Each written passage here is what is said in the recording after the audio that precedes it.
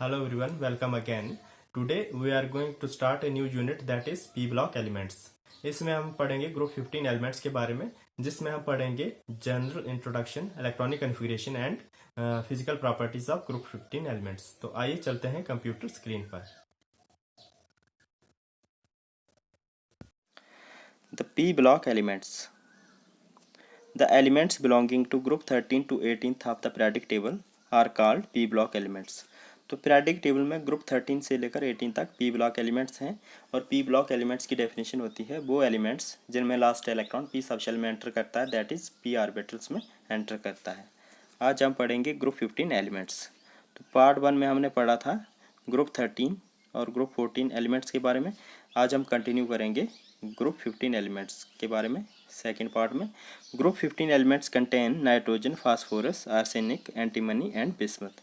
तो group 15 elements में आते हैं nitrogen, phosphorus, arsenic, antimony and bismuth down the group. Group 15 elements क्या है, कहाँ मिलते हैं हमें ये occurrence. Nitrogen constitute about 78% of atmosphere.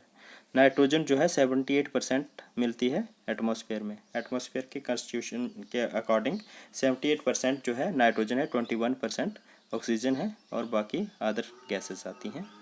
तो नाइट्रोजन जो है बहुत ज़्यादा क्वांटिटी में मिलती है एटमॉस्फेयर में, but it is not abundant in earth crust. Earth crust में इतनी ज़्यादा क्वांटिटी में नहीं मिलती है। It occurs in earth crust as nitrates, और नाइट्रेट्स की फॉर्म में मिलते हैं चाइल्ड साल्टपेटर।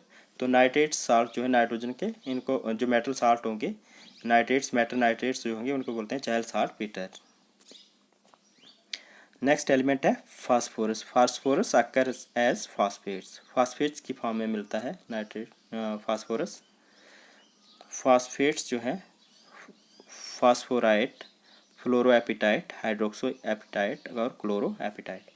तो फास्फेट्स जो हैं इनके बारे में पूछा जाता है एग्जाम में, इनका केमिकल फार्मूला क्या होता है। तो फास्फोराइट का केमिकल फार्मूला है Ca3PO4 होल ट्वाइस। फ्लोरोएपिटाइट का है Ca5PO4 whole thrice F। Hydroxy apatite का फार्मूला है Ca5PO4 होल थ्राइस OH। और क्लोरो एपिटाइट का है Ca5PO4 whole thrice Cl। Other elements हैं arsenic, antimony and bismuth are not very abundant. ये इतने ज़्यादा नहीं मिलते हैं।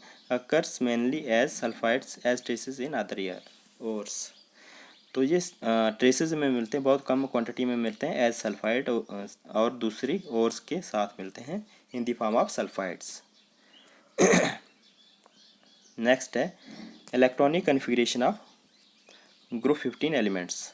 तो जनरल इलेक्ट्रॉनिक कॉन्फ़िगरेशन क्या है ग्रुप 15 एलिमेंट की, NS2 NP3। तो ये है आउटर मोस्ट और valence shell electronic configuration of group 15 elements. देखते हैं नाइट्रोजन, फास्फोरस, आर्सेनिक, एंटीमनी और बिस्मथ की डाउन द ग्रुप। नाइट्रोजन जो है 1s2 2s2 2p3। फास्फोरस है 1s2 2s2 2p6 3s 3p3। इसी तरह से हर एलिमेंट में जो बैलेंस शेल इलेक्ट्रॉन कन्फिग्रेशन होगी उसमें क्या आएगा NS2 और NP3।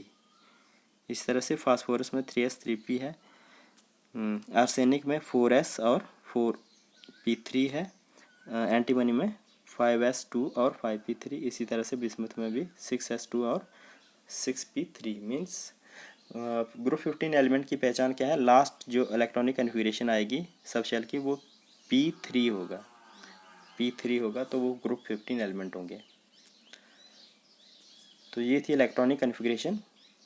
नेक्स्ट पढ़ेंगे physical properties of group 15 elements.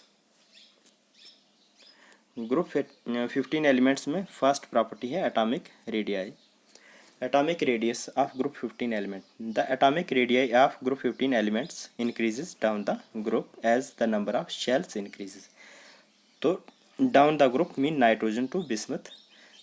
Atomic radii जो है इंक्रीज करती है, बढ़ती है, क्योंकि नंबर ऑफ शेल्स इंक्रीज करते हैं। तो नाइट्रोजन में जो है 2 सब शेल हैं,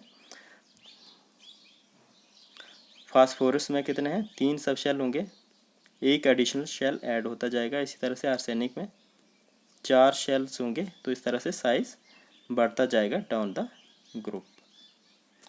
तो साइज बढ़ेगा डाउन द ग्रुप, क्योंकि एटॉमिक रेडियस बढ़ेगा।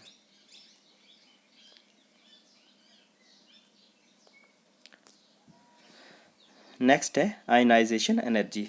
आयनाइजेशन एनर्जी क्या होता है? Energy required to remove the outer most electron from valence shell in gaseous state. किसी भी एलिमेंट में गैसो स्टेट में आउटर मोस्ट वैलेंस शेल से इलेक्ट्रॉन को निकालना, वो जो एनर्जी लगेगी उसको बोलेंगे ionization energy. The ionization energy of group 15 elements decreases as we move down the group.